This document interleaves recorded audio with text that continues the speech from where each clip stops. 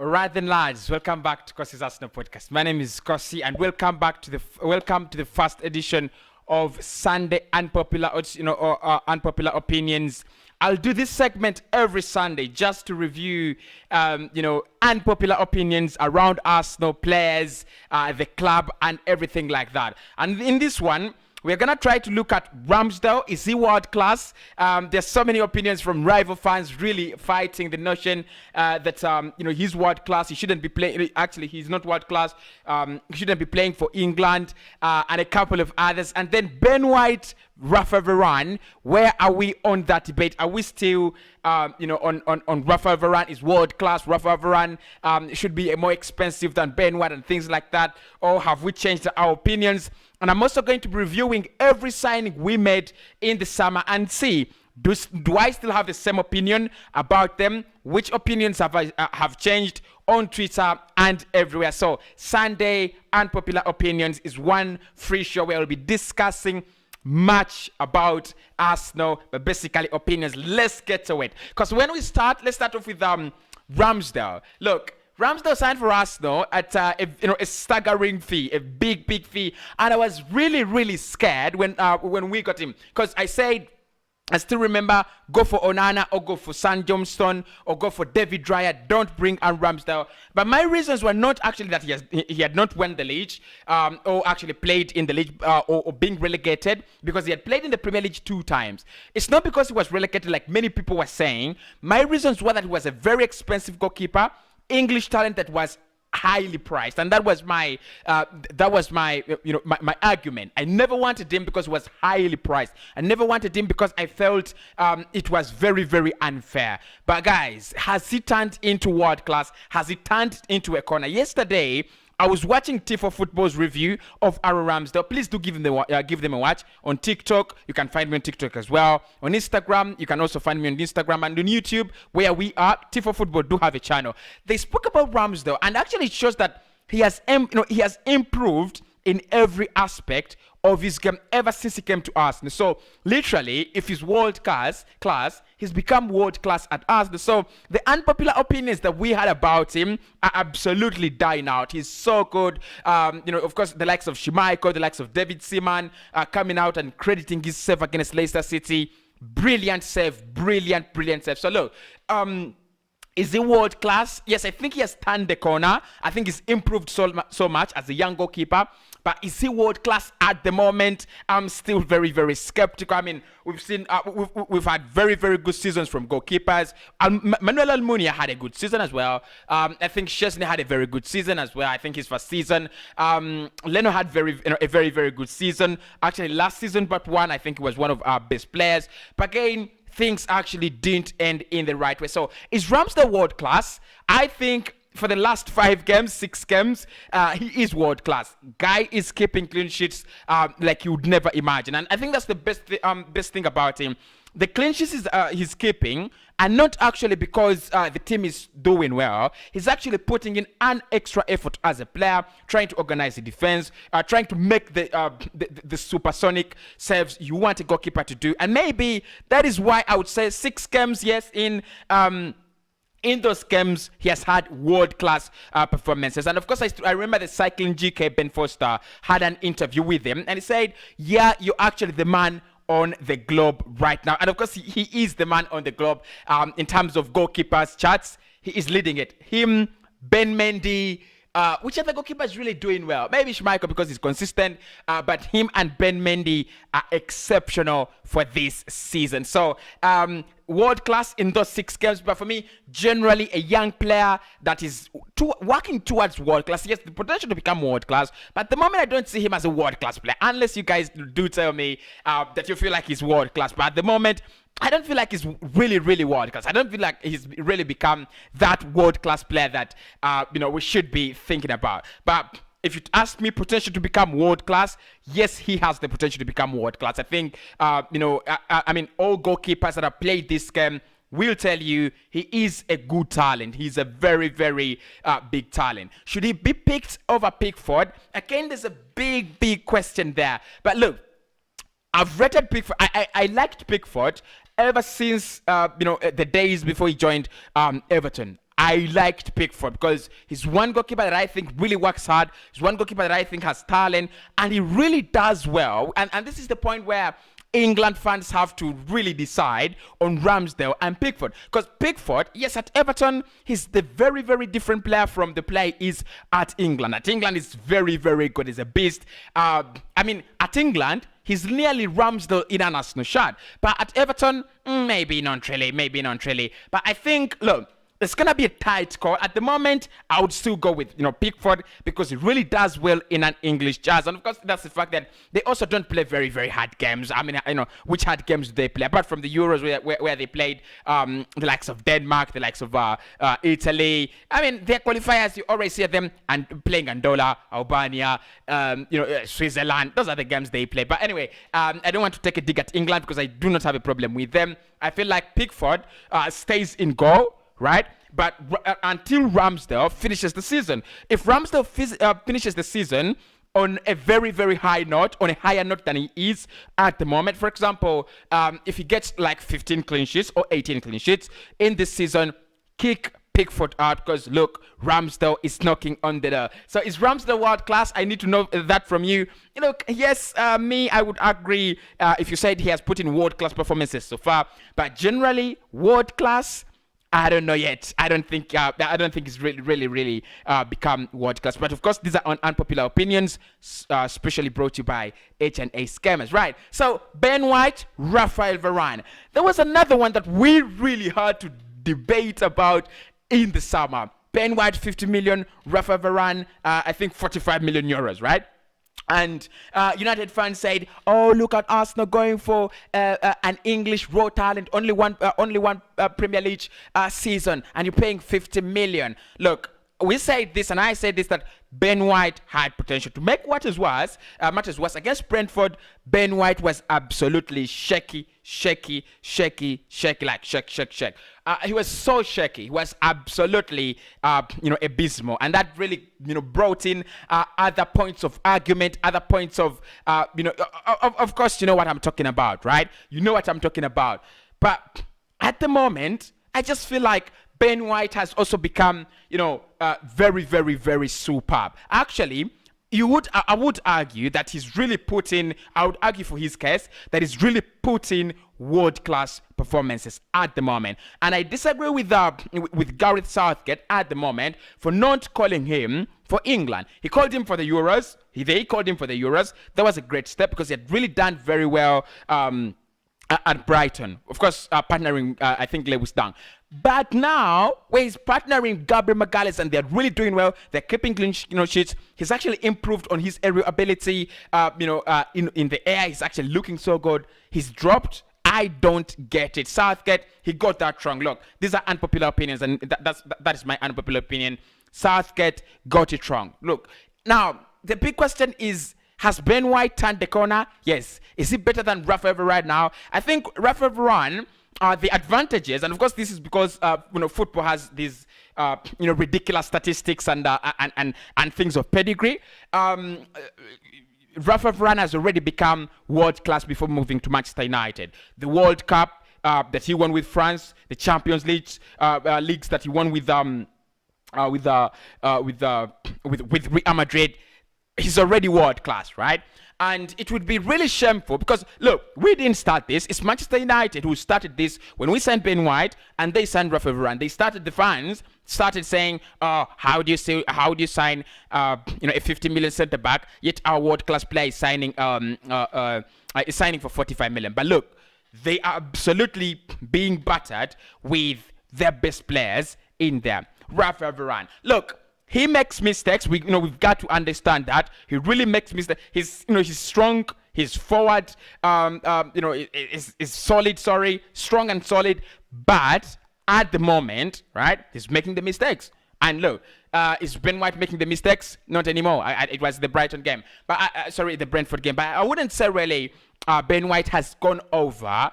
Raphael Varane. There's a long way for Ben White to do that. I've already said it. Even in the summer, I think there is a long way for Ben White to go. He needs to cover a lot of ground to reach the likes of Raphael Varane. But still, I feel like Raphael Varane in the Premier League has been not performing to the expectations. The league is a little bit faster than it is, of course. He's had tournament football. He's been bragging. He's been bragging in the in the Spanish Liga, which is also like tournament football, by the way. If you look at the pace, they have always had 2-3 players that have put the league on world market. Now that those players are gone, La Liga is dwindling. You see. So look, Raphael Varane.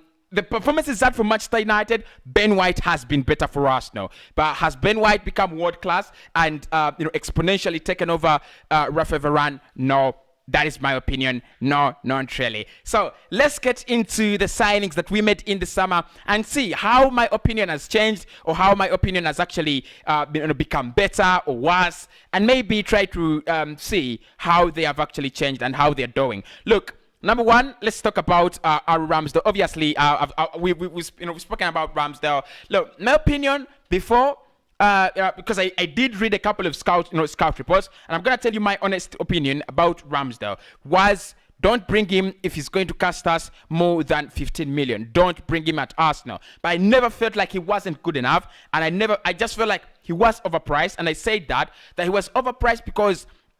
He's moving from Sheffield United and is getting a call up, with England.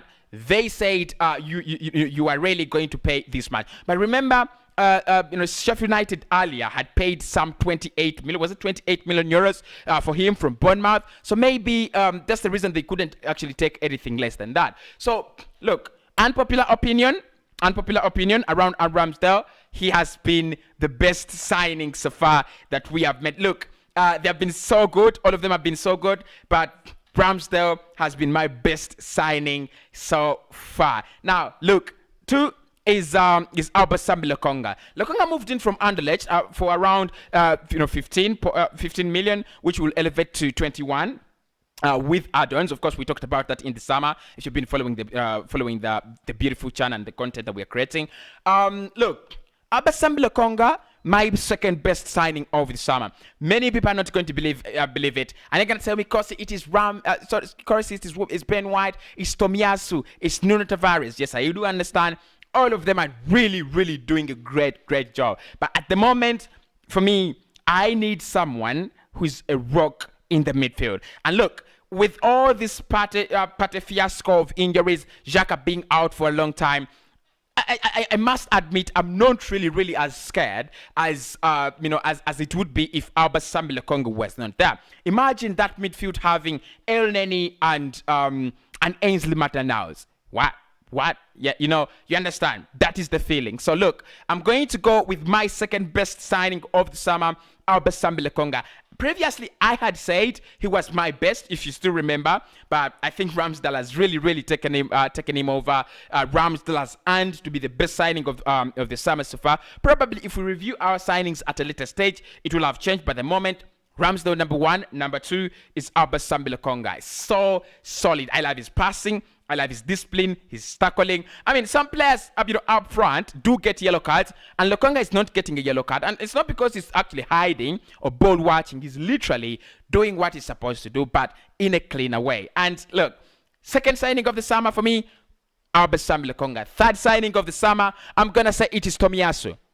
I know you're going to say, because you're running mad, because Ben White should be among the top 3 because we only signed 6. I understand. But I'm going to say, at the moment, Tomiyasu, the level of discipline, the level of cleanliness he has added to the right back position, all hail Tomiyasu. I'm telling you, Bellerin, Cedric against Manchester City didn't have a successful tackle. Chambers in the opening game, I think we played him against Brentford. It was absolutely abysmal. Bellerin, the story tells itself. From good to bad to worse and ugly. Now, we have, because with Tomiyasu, way I would say he is third signing of the summer. There's that kind of discipline, that kind of security, actually. It's not discipline, it's security that is provided at the right back position. He doesn't actually come forward to Crespo's. Of course, many people are saying, he's like Aaron Van Bissaka. He's actually not doing it, because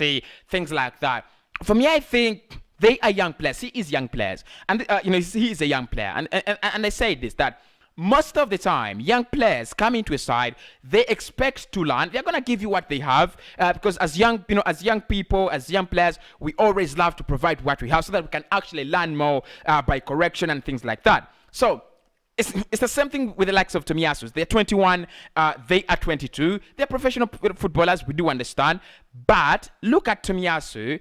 He needs to learn a lot. He needs to get that courage to take more risks. And that's the only problem. And there's so many players that need to take more risks in the Arsenal side. Ødegaard number 1, number 2 Tomiyasu, number 3 Saka, number 4 Emile Smith. Well, they need to take more risks if they're going to become great world-class player. Look at Eden Hazard and how he used to take his risks, taking on around 3 players and then beating them. That is how you become world-class. Look at Jude Bellingham at Dortmund. If you've had some time to watch him, that is what I'm talking about. You've got to take risks. You've got to be a little bit. You've got to be able to stake all the money you have in the bank so that you actually become rich. I'm not saying really going to betting and do that, but with Tomiyasu, I think he will improve with time. Not yet world class, but I think he's become the fans' favorite, the manager's favorite, my favorite, because he's actually doing better than any other player if you put them in the position. Ainsley, no. Cedric, no. Chambers, no. Holding, no. Bellerin, no one actually plays in that area better than Tomiyasu. So the security that he's providing us with in that area, and Zim, third best signing. And of course, in number 4, let us go for the one and only Ben White. Ben White is also doing really, really well in terms of covering up for David Luiz. Because I feel like because David Luiz was the spark of creativity that we had last season, and he was Mikel Arteta's best starting stone. There was going to be a very, very big problem in replacing him, and obviously, Ben White comes in as a player who is meant to start Arsenal, the Arsenal game. Our game literally starts with the goalkeeper, but the main man is Ben White, and of course that's why he brought him in as a ball-playing centre back. He's really, really done well. He's blended in well. He's actually getting these things right. Look, if at any point in time, and I'm gonna say this, if at any point in time anyone tells you that Ben White is not good enough, tell them nonsense. Number 5, best signing, Nuno Tavares. Look, he deserves more respect than I'm giving him, but the reason as to why I'm going to put him in number 5, slightly in number 5, is that he's not a starter. Yes, he started a couple of games, I think 1 or 2, and he's really, really done well. Not only 2, actually, around 4 games. He's really, really done well, and I really appreciate that, and I really, really love that fact that he's actually done that. But the reason that's why the other players actually come before him is that they are more regular. They have been more regular, and they are played at that difficult level, and they are proven to be really, really important. Nuno Tavares, Tierney, we will have this debate probably in the future. Should it be Nuno? Should it be Tierney? Tierney needs to up his game, especially defensive. But look, Tierney is also another world-class potential, right? Nuno is another world-class potential. I think it was a great signing. I think anyone who did that should actually get a reward. Obviously, Ed should get a reward for the Nuno Tavares signing. Honestly, if we think about it, we signed Nuno Tavares within 48 hours, if not within 24 hours. Everything was done, and it was a done deal. So Nuno Tavares, the way he progresses with the ball, the way he has covered for Tierney, when he's gone, brilliant stuff to watch. So Nuno Tavares goes into number 5, and number 6, I'm sorry to say this, it's not because it's so disappointing, but Martin Ødegaard has not actually caught the eye like he did in January when he actually came in. But no doubt, I feel like he's a big potential. He's a big player. And I still feel like there is a high chance that he can shine even better than all the signings that we have already brought in. So Ødegaard, for me, is going to drop to position 6. Unpopular opinions. Ødegaard position 6 in signings because he's actually not really done that well yet. We need him to take more risks, and we need him to do what other players are not doing at Arsenal. Look, he needs to score more goals. He needs to take more shots. He needs to be in the penalty area more. He needs to create more chances. He needs to make more assists. He's not yet doing that at the moment. Not really that he's bad, really. People, come on.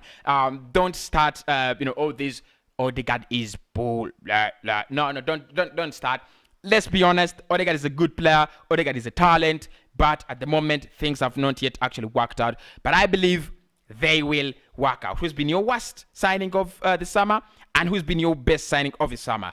Did I say Leno? Ramsdale, is he world class? And then Ben White or Raphael Varane. Who is better at the moment? Unpopular opinions. What are your unpopular opinions of the week? And I'll speak to you in the next one. That should be next Sunday if we do not have a game.